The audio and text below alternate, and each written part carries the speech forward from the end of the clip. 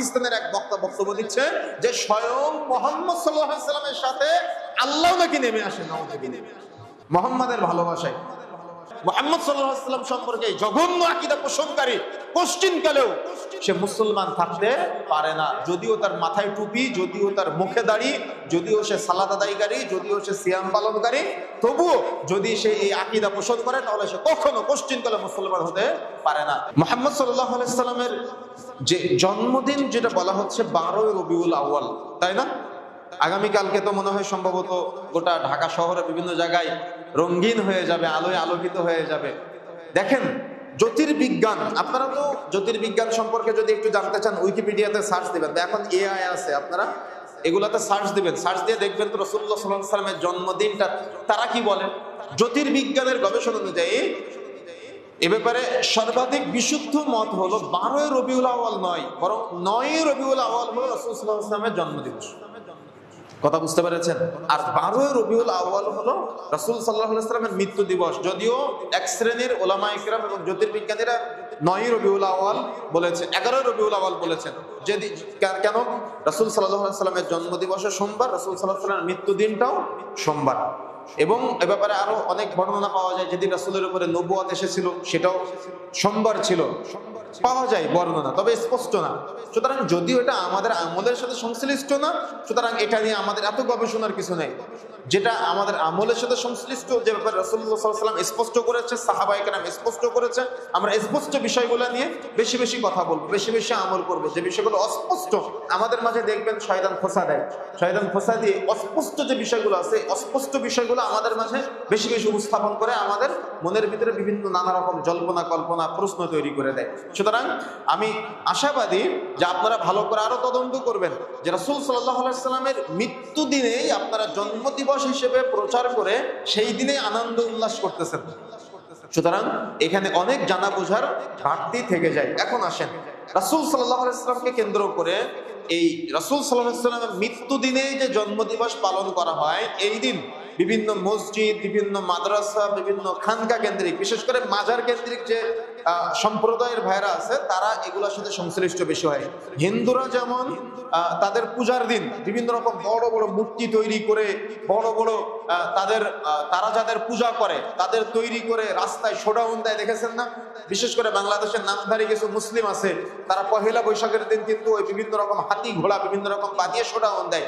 Same আমাদের সমাজের নামধারী মুসলিম সুন্নি দাবিকারী এক শ্রেণীর ভাইরা আছে, এরা এই জুলুসের নামে এরা এরকম বিভিন্ন রকম মূর্তি হাতি ঘোড়া তৈরি করে রাস্তাঘাটে মিছিল করে বেড়ায়, যার কোন প্রকার সংশ্লিষ্টতা ইসলামী শরীয়তের সাথে নেই। কোন মুসলমান এটা মনে প্রাণে বিশ্বাস করতে পারে না। এমনকি এরা এই রাস্তায় মিছিল মিটিং করে, এক জায়গায় গিয়ে সভা সমাবেশের আয়োজন করে, কোন মসজিদের মধ্যে গিয়ে মিলাদের আয়োজন করে, কিয়ামের আয়োজন করে, আর রাসূলের জন্য বড় একটা চেয়ার ফাঁকা রেখে দেয়, কালো কাপড় দিয়ে বড় একটা চেয়ার ফাঁকা রেখে দেয়। আর আপনারও কেমন কি ব্রেন নিয়ে চলেন আমি বুঝি না, যে একটা কালো কাপড় দিয়ে আজকে এই মালিটোলা মসজিদে একটা কালো কাপড় দিয়ে রাসূলের জন্য চেয়ার ফাঁকা রাখলো, শুরিটোলা মসজিদে কালো কাপড় দিয়ে রাসূলের জন্য চেয়ার ফাঁকা রাখলো। এরকম ঢাকা শহরে মনে করেন 5000 মসজিদে 5000 জায়গায় কালো কাপড় দিয়ে রাসূলের জন্য চেয়ার ফাঁকা রাখলো।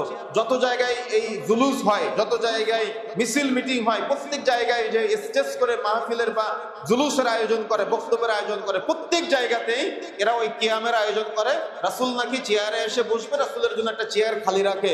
এই বাংলাদেশ, ভারত এবং পাকিস্তানে এই 3 দেশে সর্বাধিক, সবচাইতে বেশি হয়। যদিও শ্রীলঙ্কায় কিছু কিছু হয়, তবে সংখ্যা অনেক কম। তো এই 3 দেশের যত স্টেজে, এই 3 দেশের যত মসজিদে রাসূলের জন্য চেয়ার ফাঁকা রাখা হয়।